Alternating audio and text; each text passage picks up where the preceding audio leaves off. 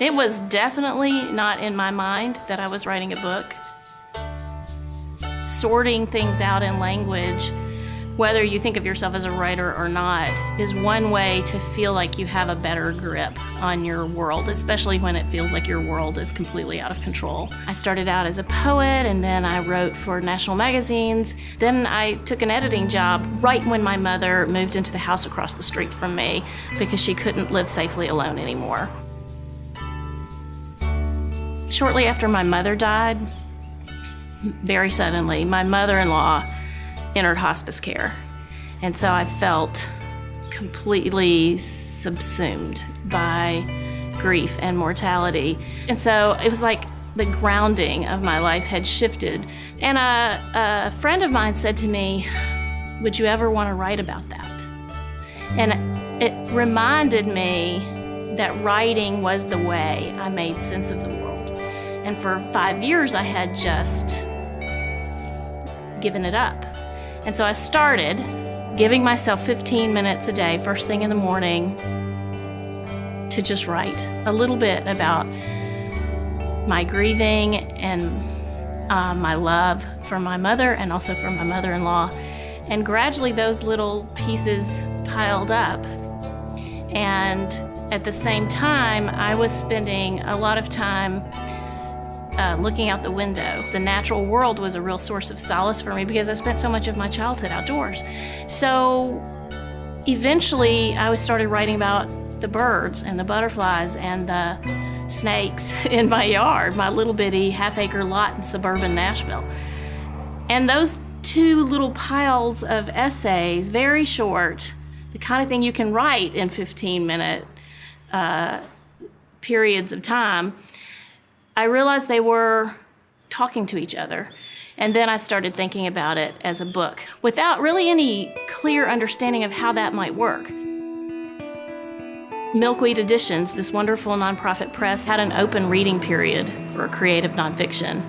And I submitted a sample just to try. The editor there, Joey McGarvey, who's just a brilliant editor, she and I had several conversations over the phone, and it was her idea to put the family essays in a sequence, in a narrative arc, chronological, and then take the nature essays and intersperse them as they picked up a theme or picked up an image or picked up a recurrent motif of some kind.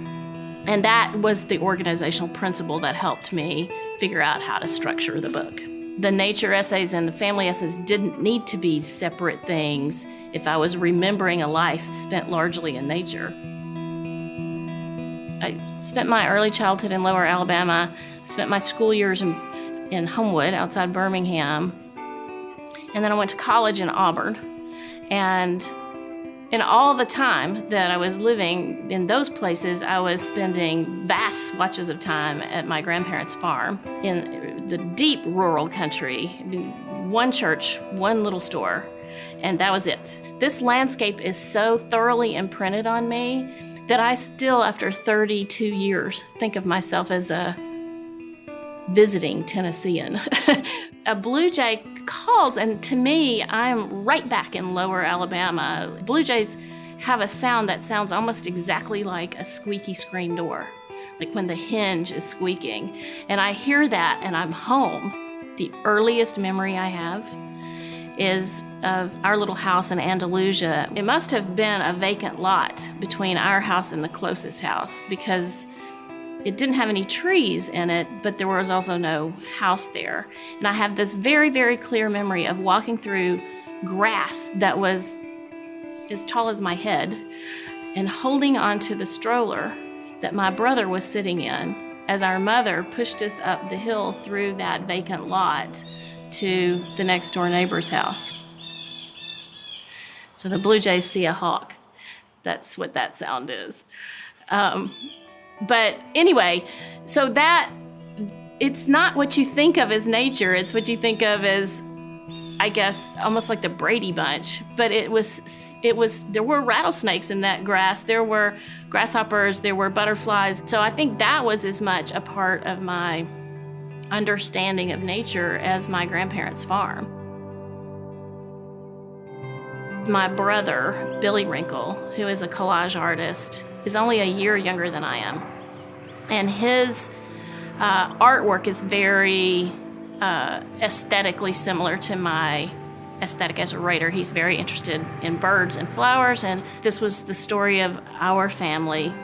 It was the story of grief over our parents. As we went through the editing process, Billy was going to do the cover illustration. Then they said, what if Billy made some work specifically for this book?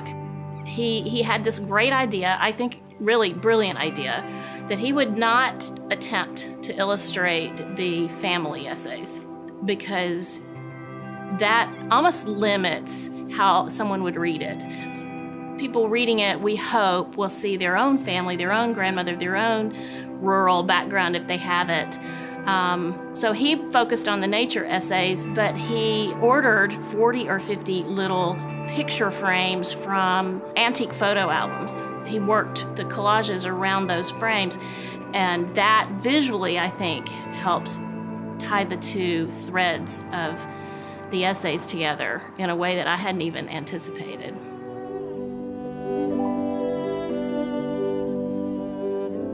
Paying attention, a little closer attention to the natural world of my backyard. It's not like this. It's not a wilderness. There's nothing about it that would probably strike you as a wildlife sanctuary, although I've worked very hard to make it wildlife friendly. But the more attention I paid, the more I realized that we aren't separate from the natural world in the way that we like to imagine. When I was growing up in Lower Alabama, we did not have air conditioning. I did not know anyone who had air conditioning. The windows were open probably 10 months out of the year. And so the natural world and the human world were very intertwined, or at least the membrane between the two was much more permeable than we think of today. Because if it was going to rain, you smelled it. If the wind was blowing, you felt it. If the birds were singing, you heard it.